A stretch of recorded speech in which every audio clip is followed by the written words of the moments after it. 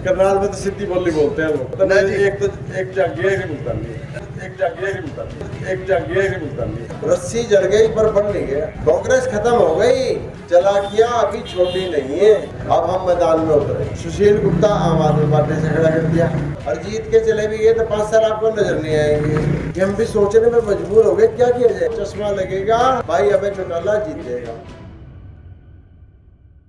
उनके सुपुत्र अर्जुन चौटाला जी जो अभी कॉल किए गए हमारे बीच में मौजूद हैं।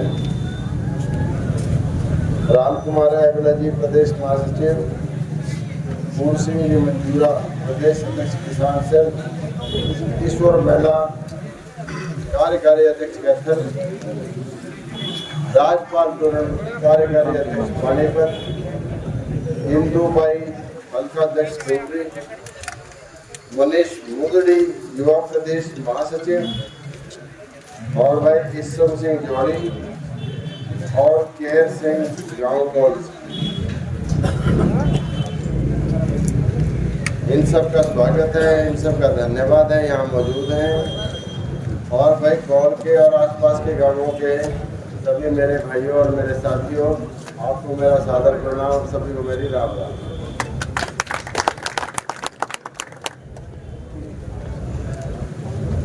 अब ये चुनाव का दौर है,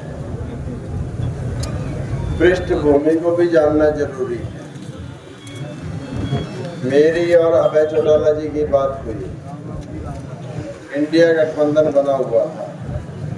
हमारे राष्ट्रीय अध्यक्ष माननीय शरद पवार जी उस गठबंधन के मुख्य रूप से सूत्रधार रहे हैं।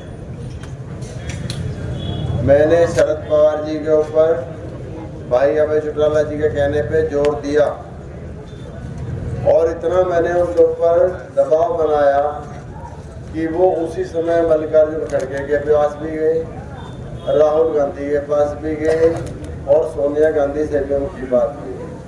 उन्होंने अपनी बैठक भी बुलाई उसी दिन और उस दिन उन्होंने भूपेंद्र सिंह हुड्डा को भी बुला दिया। भूपेंद्र सिंह हुड्डा ने मेरे भाइयों, मैंने कहा था इनेलो को अगर हम एक सीट दे देते हैं तो हमारी कांग्रेस की 7 सीट से होती हैं, एक एनसीपी की निकलती है और एक निकलेगी आम आदमी पार्टी की भी और एक इनेलो की निकल जाएगी। भूपेंद्र सिंह हुड्डा कहते हैं अगर इनेलो को गठबंधन में शामिल करना है तो मैं इस्तीफा अपनी जेब में लाया हूँ, कांग्रेस से मेरा इस्तीफा स्वीकार किया। क्या करते भाई साहब, नई बात बन सकी?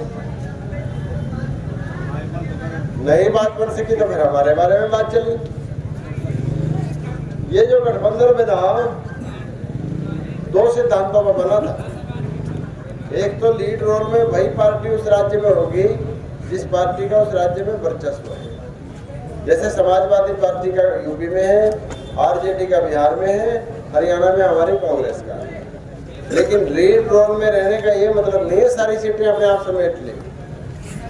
दूसरा सिद्धांत था सर्वेक्षण सर्वे होगा और जो पार्टी का भी उम्मीदवार सबसे भारी मिलेगा उस पार्टी को वह सीट चली जाएगी। करनाल के सर्वेक्षण में मेरे भाइयों सबसे भारी उम्मीदवार हम दिखाई दिए।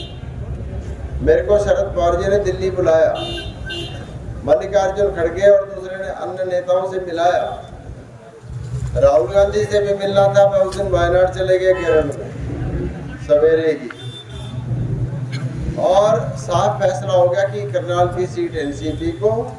मेरे को उन्होंने ए और बी फॉर्म दे दिया जिसको आप आम भाषा में टिकट बोलते हैं। उन्होंने कहा था चुनाव आप लड़ेंगे, इंडिया गठबंधन की तरफ से कोई नहीं आएगा। और लास्ट की जो लिस्ट निकली उसमें करनाल के आगे मेरे भाइयों मेरा नाम लिखा हुआ था। मैं सच्ची लिस्ट थी, कोई फेक लिस्ट नहीं थी मैं। लेकिन ये शरारती लोग हैं। और जब जिस दिन शरद पवार जी मुझे मिला के ला रहे थे, मैं उन्हीं की गाड़ी में बैठा हुआ था, मैं और वो ही थे और उनका सेक्रेटरी था और ड्राइवर था। उन्होंने मुझे एक बात कही, मेरे भाइयों याद करा देता हूँ आपको कांग्रेस की कारगुजारी। कहता है रस्सी जड़ गई पर बन नहीं गया। कांग्रेस खत्म हो गई, पर इसने मोटी मक्कारी, बेईमानी और चालाकियां अभी छोटी नहीं है। लेकिन आप मजबूत रहना, अपने चुनाव लड़ना है।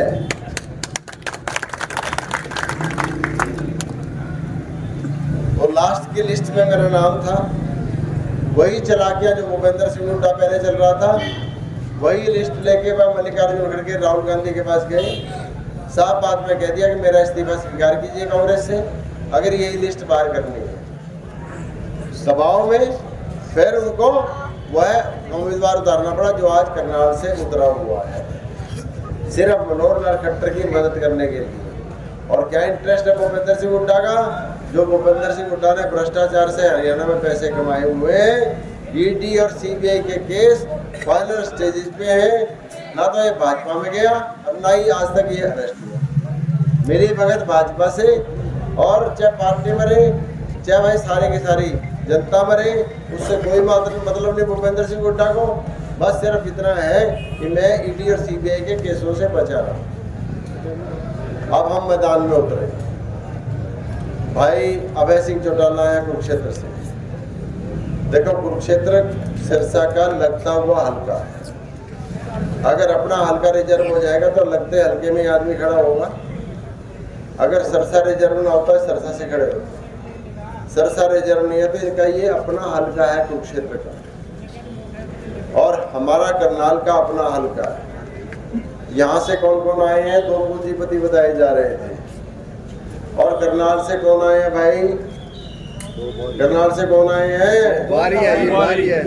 कहाँ के हैं? रोहतक है जी, रोहतक है। अरे भाई, करनाल में तो सिद्धि बोली बोलते हैं लोग, तो मैं यादव बोल देता हूँ। एक जंगी है, मुल्तानी है। समझ रहे हो? अनुको भाई किसी के काम ही आते हैं।